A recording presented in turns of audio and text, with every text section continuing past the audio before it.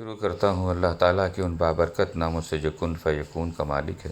اعوذ باللہ من الشیطان الرجیم، بسم اللہ الرحمن الرحیم۔ معزز سامعین، میں سید ندیم حیدر اپنے YouTube channel Islamic knowledge SNH کے ساتھ آپ کی خدمت میں حاضر ہوں۔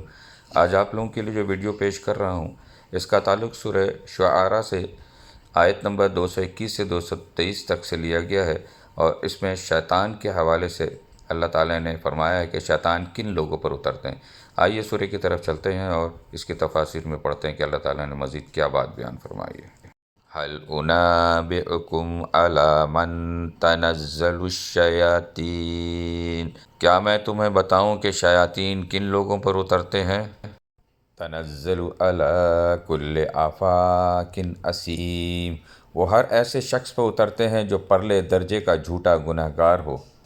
یلقون السمع واکثرهم کاذبون، وہ سنی سنائی بات لا ڈالتے ہیں اور ان میں سے اکثر جھوٹے ہوتے ہیں۔